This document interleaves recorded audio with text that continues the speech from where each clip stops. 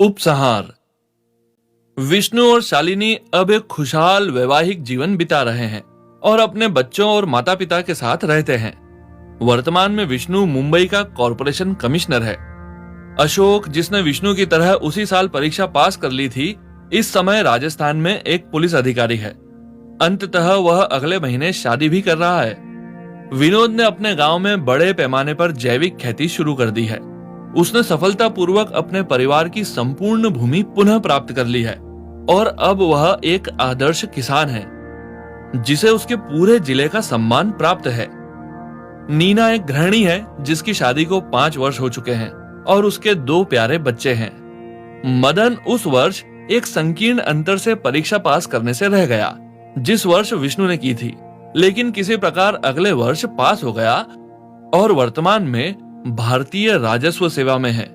वह विमुद्रीकरण यानी कि डिमोनेटाइजेशन और जीएसटी के बाद बहुत व्यस्त हो गया है और इन नीतियों से संबंधित सभी महत्वपूर्ण परिभाषाओं को याद करने की कोशिश कर रहा है।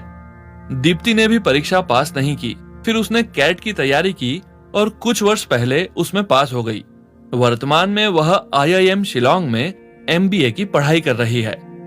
श्रीमती गीता यादव और उनके पति अभी भी सफलतापूर्वक ग्रेट माइंड्स चला रहे हैं। सिड अब सही मायने में एक अमेरिकी है और एक प्रोजेक्ट के लिए अमेरिका में ऑन साइट काम कर रहा है।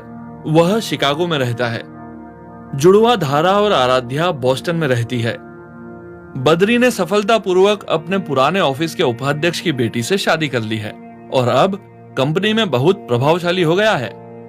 वह अभी भी अपनी कार टोलगेट के बाहर ही खड़ी करता है और प्रतिदिन 30 रुपए बचाता है। आई श्रीवास्तव ने लखनऊ के विभिन्न हिस्सों में कोचिंग सेंटरों की कई और शाखाएं खोल ली है और वे अभी भी कृष्णा टी स्टॉल में अपने प्रश्न पत्र बेचते हैं।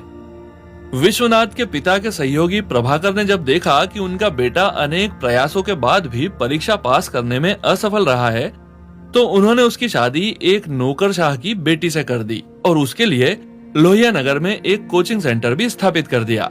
बाबू अब एक प्रेरक पुस्तक श्रृंखला का बेस्ट सेलिंग लेखक है और एक सफल प्रेरणादायक वक्ता भी है। उनकी स्नैक शॉप अभी भी उसे एक IAS अधिकारी के वेतन से अधिक कमाई देती है।